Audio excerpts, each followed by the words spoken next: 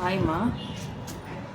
சாரீ ஓர் அடிக்கிறது வந்து எல்லாருக்கும் தெரியும், இருந்தாலும் தெரியாதவங்களுக்காக ஒரு கிளாஸ் மாதிரி. சின்னதாக கட் பண்ணிக்கோங்க. ஃபஸ்ட்டு கட் பண்ணிவிட்டு அதில் இருக்கிற நூல் ஒரே ஒரு நூலை மட்டும் நீங்கள் பிடிச்சி இழுத்திங்கன்னா வந்துடும். இப்படி கொஞ்சம் கொஞ்சமாக இழுத்துட்டே இருங்க. இழுக்கும் போது உங்களுக்கு அதிலே வரும், ஒரு லைன் மாதிரி வரும். அந்த லைனை பிடிச்சி கொஞ்சம் கொஞ்சமாக இழுத்திங்கன்னா அதில் ஒரு ஸ்ட்ரெயிட் லைன் வரும். பொறுமையாக இழுக்கணும். ஒரே ஒரு நூல் மட்டும் இந்த மாதிரி இழுத்து இழுத்து அந்த லைன் எங்கே இருக்கோ அந்த லைனை பார்த்தே கட் பண்ணுங்கள்.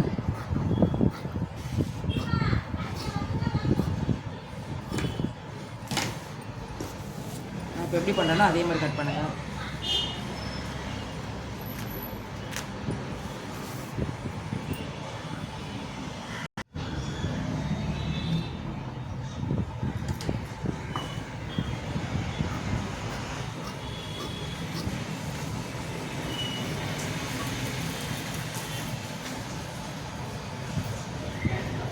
இந்த மாதிரி இந்த லைனை பார்த்து பொறுமையாக கட் பண்ணிட்டு வந்தீங்கன்னா ஸ்ட்ரெயிட்டாக கட் பண்ணிடலாம். அதுக்கப்புறம் நீங்கள் தைக்கும் போது உங்களுக்கு இப்போ நம்ம நார்மலாக கட் பண்ணும்போது என்ன ஆகும்னா இந்த இடம் வந்து ஒரு மாதிரி ஃபில்லாக வர ஆரம்பிக்கும். இப்படி நீங்கள் கட் பண்ணிங்கன்னா ஸ்ட்ரெயிட்டாக அழகாக தைக்கலாம். இப்போ தைக்கிறத பாருங்கள். இந்த மாதிரி ஒரு மடிப்பு, 2 மடிப்பு.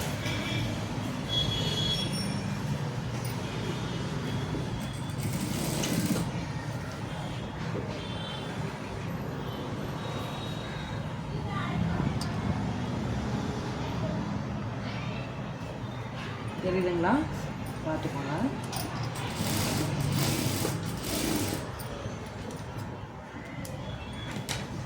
எவ்வளோ நீட்டாக வருதுன்னு பாருங்கள். கார்னரில் அடிக்கணும். கொஞ்சம் கூட ஒரு ஃபோல்டிங்கோ ஒரு சுருக்கமோ எதுவுமே வராது.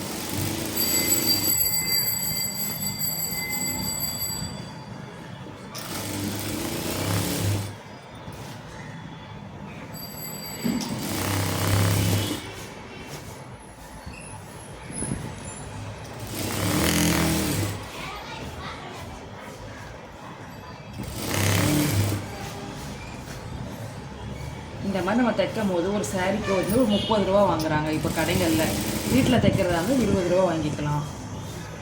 நம்மளுக்கு ப்ளவுஸு, சுடிதார் அந்த மாதிரி தைக்க தெரியலனா கூட இப்போ ஆல்ட்ரேஷன் பண்ணுறதுக்கே நிறைய பேருக்கு தேவைப்படுறாங்க. அந்த மாதிரி இடத்துல நீங்கள் ஆல்ட்ரேஷன் மட்டும் நல்லா எப்படி பண்ணணும், எப்படி தைக்கணும், லுங்கி மூட்டி அடிக்கிறது, சாரீ மூட்டி அடிக்கிறது, சாரீ சுங்கு போடுறது, சாரீ ப்ரீ ப்ளீட்டிங் எடுக்கிறது, இந்த மாதிரி கிளாஸஸ்லாம் இருக்குது. நானுமே நடத்துவேன். அந்த மாதிரி இருந்ததுன்னா அதெல்லாம் பாருங்கள். இந்த மாதிரி சாரீ சுங்கு போடுறது வரும். சுங்கு போடுறது இந்த மாதிரி இருக்கும்போது இலையிலையாக இருக்கும்போது இந்த இடத்துல கட் பண்ணணும்.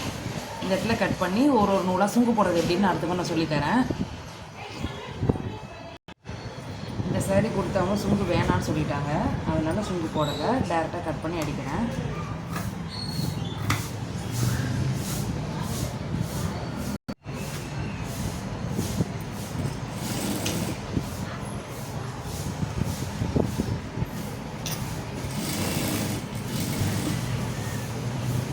இந்த மாதிரி குட்டி குட்டியாக ஃபோல்டு பண்ணுங்கள். ரொம்ப பெரிய ஃபோல்டு பண்ணாதீங்க. பண்ணால் நல்லாயிருக்கும் அது பார்க்குறதுக்கு. சின்ன சின்னதாக அழகாக ஃபோல்டு பண்ணுங்கள். நான் சொன்ன மாதிரி நூறு பிரிச்சுட்டு இந்த மாதிரி பண்ணிங்கன்னா சுத்தமாக எந்த ஒரு இதுவுமே வராது, ஒரு சுருக்கமே வராது. அழகாக நீட்டாக தைக்கலாம்.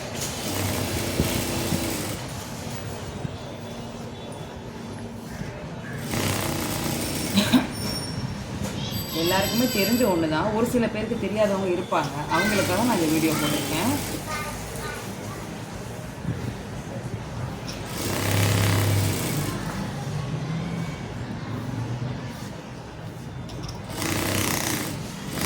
அதே மாதிரி டெய்லரிங் தொழிலில் பெருசாக நம்ம ப்ளவுஸு, சுடிதார் தைச்சா தான் வருமானம் பார்க்க முடியும் அப்படின்னு எதுவுமே கிடையாது. தாராளமாக நம்ம இந்த மாதிரி சின்ன சின்ன வேலைகள் பார்த்துட்டு ஒரு நாளைக்கு தோராயமாக ஒரு 200 ரூபாயிலேருந்து 300 ரூபா வரைக்கும் கண்டிப்பாக சம்பாதிச்சிடலாம். சின்ன சின்ன வேலைகள் பார்த்து சம்பாதிச்சிடலாம். பாருங்கள், இந்த சாரியில் அதே மாதிரி ஒரு நூல் இழுத்துருக்கோம். நூலுடைய அந்த இடம் தெரியுதா? இது எவ்வளோ அழகாக அந்த லைன் தெரியுது பாருங்கள். அந்த லைனில் உள்ளதை அப்படியே கட் பண்ணிங்கன்னா உங்களுக்கு நேராக ஸ்ட்ரெயிட்டாக வந்துடும்.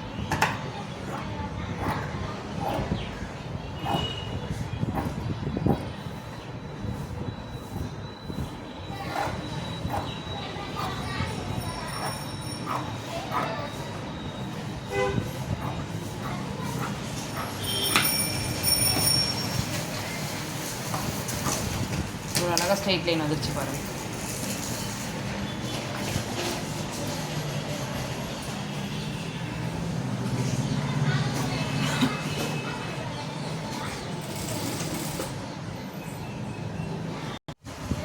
இதில் பாருங்கள் உங்களுக்கு கொஞ்சம் கிளியராக தெரியும்.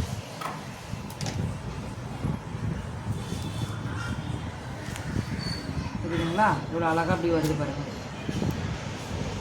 இப்போ இந்த லைன்லேயே இப்படி கட் பண்ணிகிட்டே போனோன்னா உங்களுக்கு அந்த த்ரெட்டு தெரியும், அதிலே கட் பண்ணிடலாம்.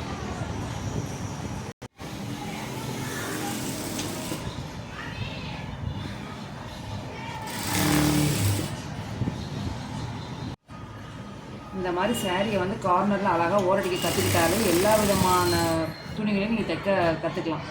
உங்களுக்கு அந்த மாதிரி சேரீ ஓரடிக்க கற்றுக்க முடியல அப்படின்னா சின்னதாக ஒரு கர்ச்சிஃப் எடுத்து அதில் கட் பண்ணி தைக்க ஆரம்பிச்சிட்டிங்கனாலே ஒரு லாங்காக ஏதோ ஒரு துணியை எடுத்துகிட்டு கொஞ்சம் கொஞ்சமாக கட் பண்ணி இந்த மாதிரி தைக்க ஆரம்பிச்சிட்டிங்கனாலே உங்களுக்கு வந்துடும். மேக்ஸிமம் சேரீ கட் பண்ணி நல்லா தைக்க ஆரம்பிச்சிட்டிங்கன்னா எல்லாமே உங்களுக்கு வந்துடும். கார்னர் நல்லா நீட்டாக இருக்கணும். பாருங்கள் உங்களுக்கு இவ்வளோ அழகாக நீட்டாக இருக்குது, எங்கேயுமே சுருக்கம் இருக்காது. யாருக்காவது அதை பிடிச்சிருந்ததுன்னா யூஸ் பண்ணிக்கோங்க. இந்த மாதிரி செஞ்சதுக்கப்புறம் இதை